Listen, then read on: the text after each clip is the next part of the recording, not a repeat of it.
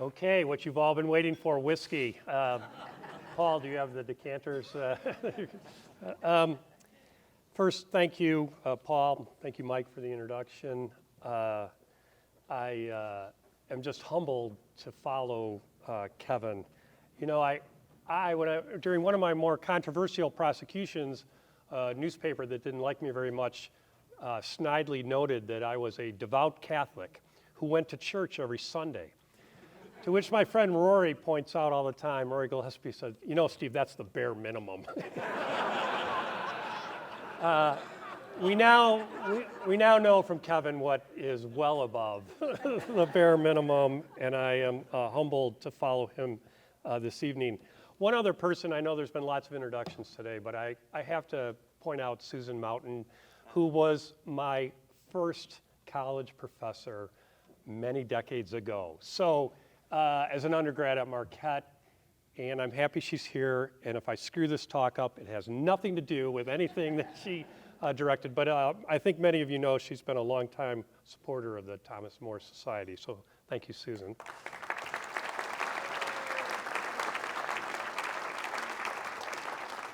Okay, so I'm going to talk about whiskey, Catholicism, and the early Wisconsin courts, and yes, they all are tied together. So let's start with whiskey. Easy enough. Before beer made Milwaukee famous, circa 1870, whiskey made lots of people in Wisconsin rich. Wisconsin was one of the major whiskey, liquor, vodka, wine, high spirits dealers in the country. By one count, Wisconsin produced up to 15% of the whiskey consumed in the United States in the 1870s. About 3 million gallons of whiskey were shipped out of Wisconsin every year. It was a big business. Most of the warehouses were along Water Street, and some out west. Back then, out west was 27th Street. And it made a lot of people rich. It was a dangerous business. There was no OSHA back then. It was not unheard of. The workers who were paid about $1 a day in these manufacturing plants of alcohol would face serious injury, sometimes death. There also was obviously a proliferation of bars selling cheap whiskey that was made just down the street. By one count around that time, more than 300 establishments just in the near downtown area. And of course that led to lots of problems. The excess consumption of whiskey led to brawls, crime, prostitution was rampant. It was not the pleasant side of Milwaukee that we often hope for.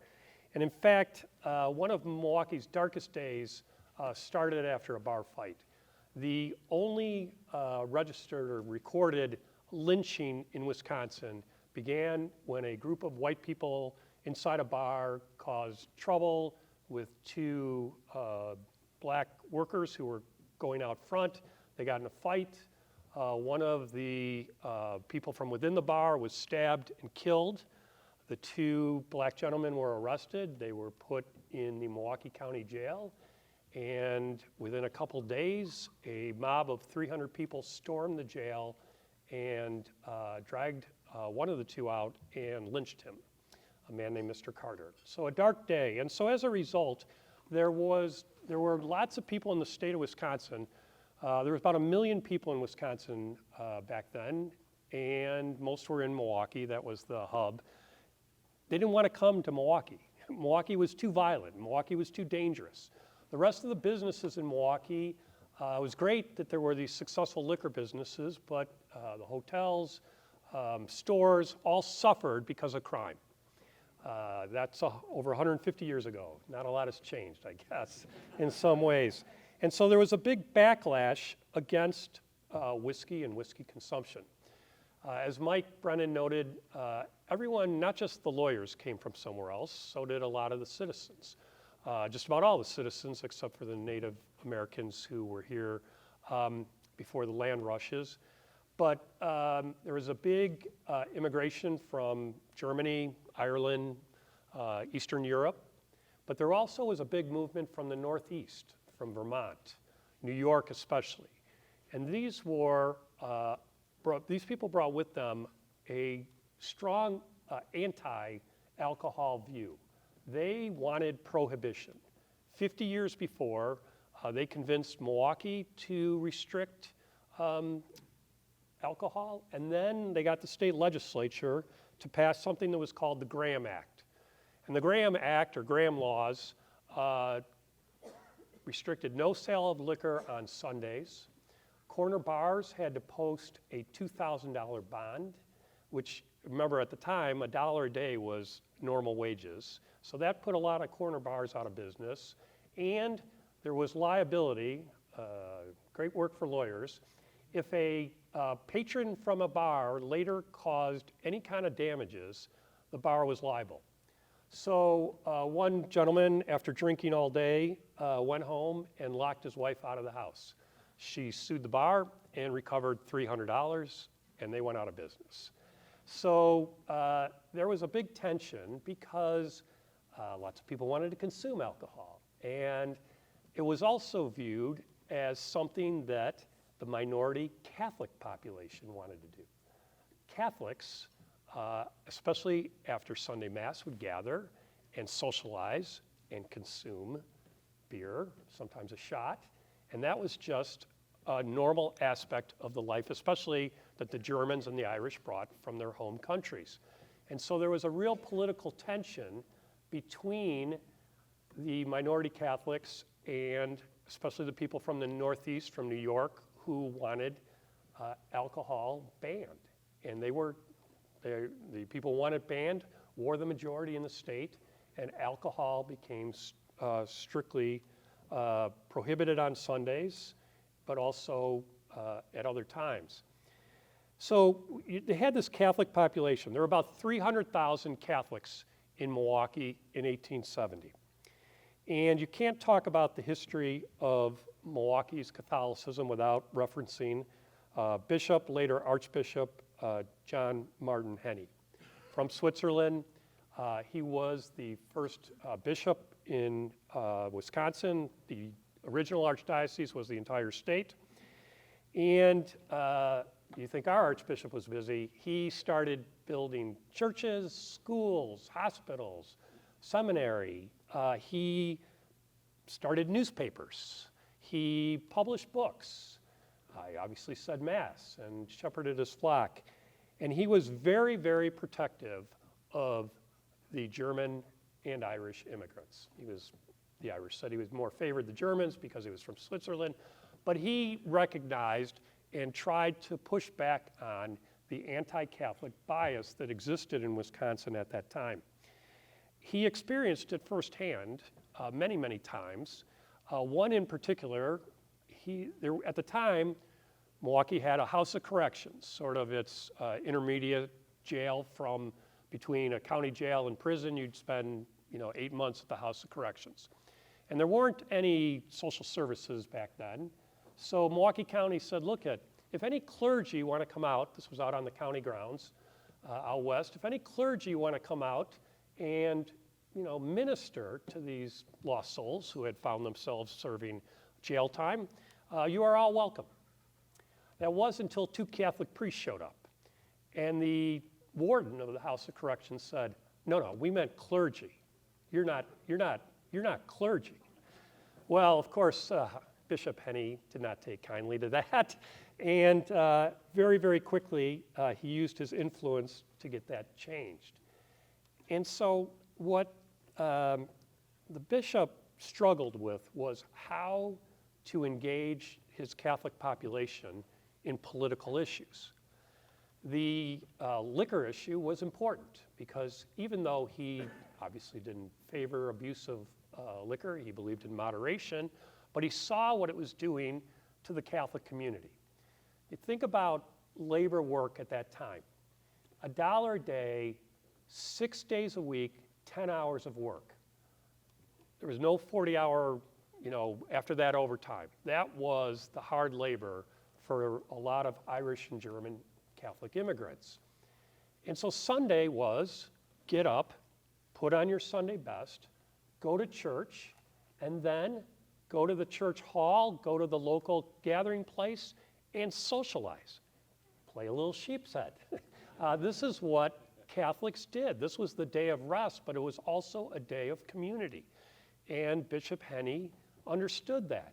And so he started to push back, not just on the House of Correction things, but on political issues. He wrote, one of his famous works is a small book called Facts versus Assertions. The dominant Protestant politicians maintained that Catholics could not be loyal U.S. citizens. Their loyalty was to the Pope. How could they possibly care about the United States? And his book was a popular, nationally renowned rebuttal to that contention. He was then pushing back on the Graham Act and saying, look, this is not something that needs to be so extreme. We can have moderation while not encouraging, drunken debauchery in downtown Milwaukee. Which leads me to the courts. Milwaukee's first circuit court judge was a man by the name of Levi Hubble. He was an Episcopalian, but in looking around Milwaukee County, he saw the Catholic as a constituency that would get him elected. He went to, they were mainly down on the south side, on the south part of the river in the 3rd Ward, Walker's Point. He went to their events, he listened to them, he talked to them, he did what politicians did, and then he told them, I'm running for judge. I'm going to be the first, this was the first election for a circuit court judge in Milwaukee County, and he put himself forward as somebody who was supported by the Catholics. And he won. And by winning, he also got a seat on the Wisconsin Supreme Court, because under the state constitution, the first 5 judges in the state made up the Supreme Court until there were staggered elections in the future. So that was a great moment for Catholics to have used their clout. The problem was Judge Hubble was a disaster. He was corrupt. He took bribes. He ruled on cases in which he had a financial interest.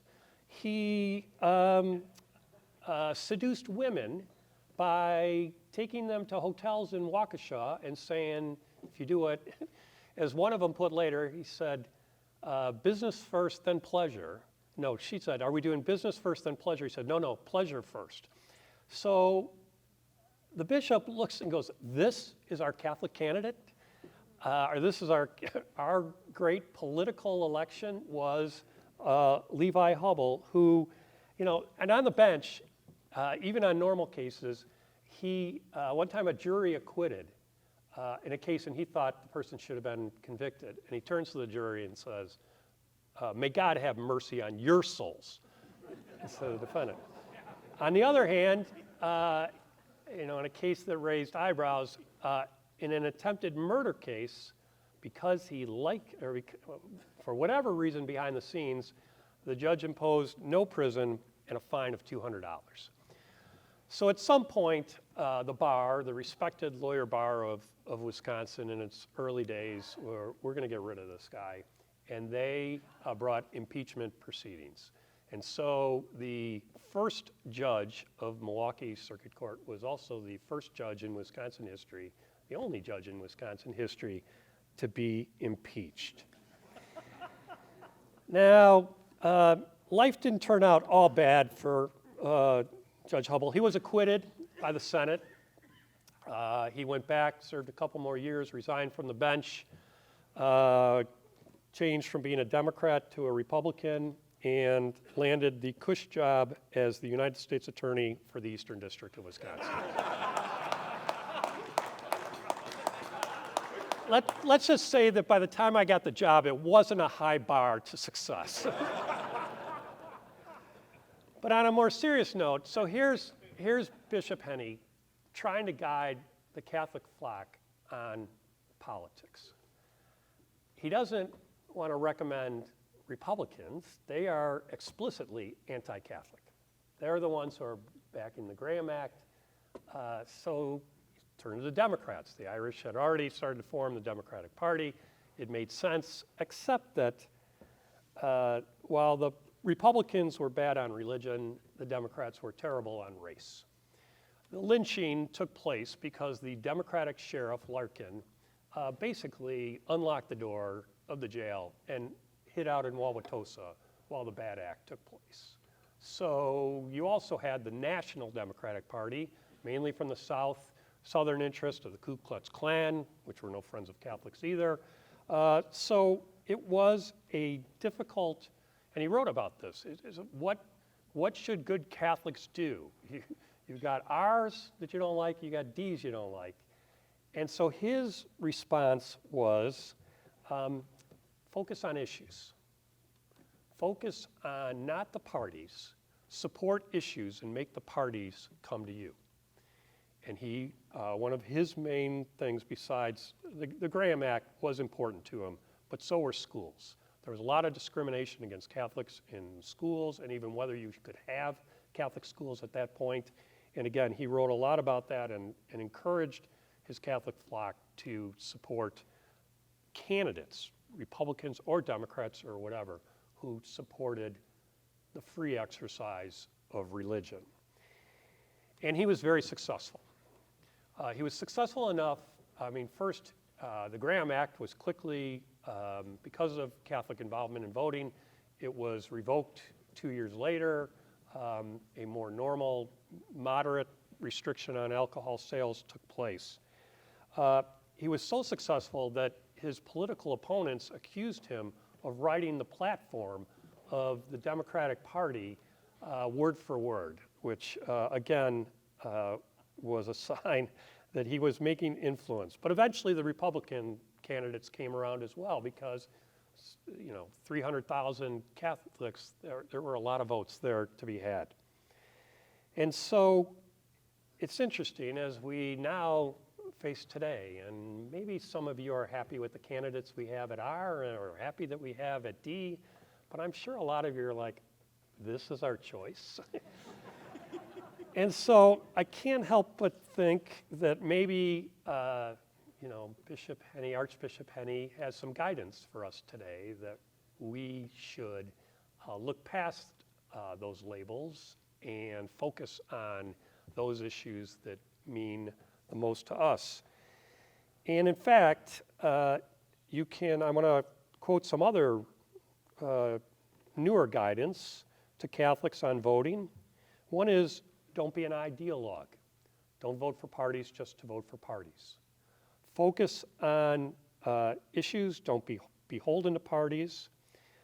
Again, try to act in a way that raises the parties up to our expectations instead of us going down to the parties. And that's not advice from 150 years ago, that's advice from our Archbishop, who has every election issues guidance to Catholics on how they should look at politics. But one of the things I'm most struck by from our Archbishop about these dilemmas of how to get into the political arena without getting yourself dirty is that your life should not be the political arena. Your life should be your personal life, that is just something you visit politics. Obviously, we want politics to make a better life for all of us, but it is not an end in itself. Obviously, our faith is the end in itself. So I thank the Archbishop for that as a way to bring that all together, and I encourage you to be moderate in your whiskey intake, to be passionate in your church attendance and your Catholic faith, and when you're voting for Milwaukee County Circuit Court judges, some of whom are here tonight, keep an eye on what they really want from you. Thank you very much. Thank you. Brilliant. Thank you. I appreciate it.